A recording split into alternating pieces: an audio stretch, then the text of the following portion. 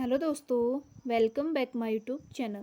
तो दोस्तों हम देख रहे हैं हिंदी साहित्य में भी एक गद्य साहित्य और पद्य साहित्य, और हम देख रहे हैं पद्य साहित्य में जितने भी कवि थे उन सभी के विषय में हम डिटेल्स में जान रहे हैं। और आज हमारे पद्य साहित्य का अंतिम वीडियो है जिसमें हम 3 कवियों के विषय में डिटेल्स में जानेंगे। पहले हैं गजानन माधव मुक्तिबोध, दूसरे हैं मंगलेश डबराल और तीसरे हैं राजेश जोशी।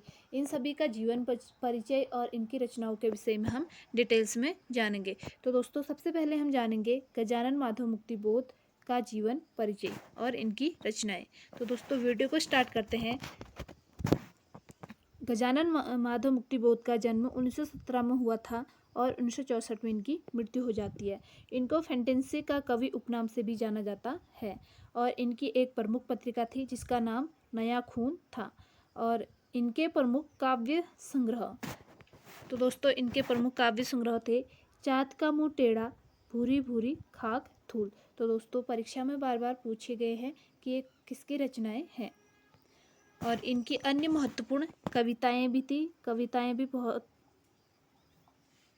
जैसे कि चंबल की घाटी, एक अरूप शून्य के प्रति, ब्रह्म राक्षस, जिंदगी बुरादा तो बनेगी ही, क्रांति हो गया, मेरे मित्र मेरे सहचर, एक नीली आग, लाल सलाम, सूखे कठोर, नंगे पहाड़ और आदमी। ये इनके प्रमुख कविताएं हैं। और दोस्तों आगे देखते हैं। फिर है गजानन माधव मुक्तिबोध के उपन्यास। तो दोस्तों इनके उपन्यास है विपात्र, काठ का सपना। और इनके प्रमुख निबंध है कला का तीसरा बाण, नई कविता का संघर्ष, समीक्षा की समस्याएं, एक साहित्य डायरी, शमशेर मेरी दृष्टि में, कलाकार की व्यक्तिगत ईमानदारी, सौंदर्य प्रतीति की प्रक्रिया और मध्ययुगीन भक्ति आंदोलन का एक पहलू और उर्वशी एक मनोविज्ञान। ये इनके प्रमुख निबंध हैं।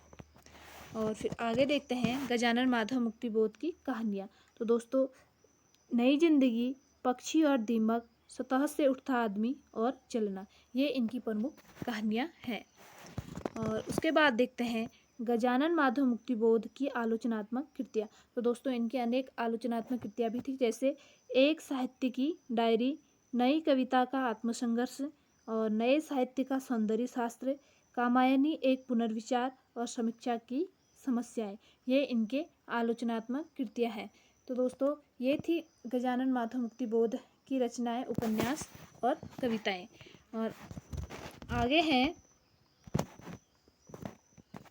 मंगलेश डबराल। दूसरे कवि हैं मंगलेश डबराल। इनका जन्म 1948 में होता है और 2020 में इनकी मृत्यु हो जाती है। इनका जीवन परिचय और रचनाओं के विषय में हम डिटेल्स में देखते हैं। तो दोस्तों इनका जन्म हुआ था 1948 में इनका जन्म होता है, 2020 में इनकी मृत्यु हो जाती है। इनका जन्म कालापानी टिहरी गढ़वाल में 1948 में हुआ था। इनकी पत्रिकाएं थी जैसे जनसत्ता हो गई, प्रतिपक्ष हो गया, आसपास हो गया, हिंदी पेट्रियार्क, इनकी प्रमुख पत्रिकाएं थी। और इनके प्रमुख काव्य संग्रह थे जैसे है पहाड़ का लालटेन हो गया, घर का रास्ता हो गया, हम जो देखते हैं, नए युग के शत्रु हो गया, आवाज़ भी एक जगह है। यह इनके काव्य संग्रह है। और इनके गद्य संग्रह है लेखक की रोटी हो गया और कवि का अकेलापन, ये 2 इनके गद्य संग्रह हैं। और मंगलेश डबराल का जो यात्रा वृत्तांत है वह है एक बार आयोवा।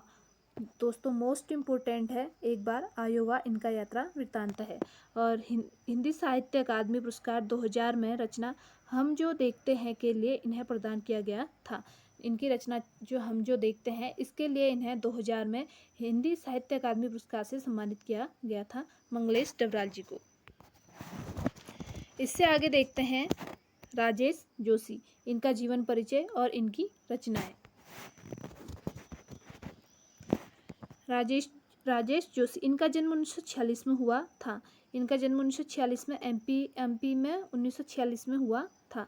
और इनके काव्य संग्रह है एक दिन बोलेंगे पेड़, मिट्टी का चेहरा और नेपथ्य की हंसी, 2 पंक्तियों के बीच में, ये इनके काव्य संग्रह हैं।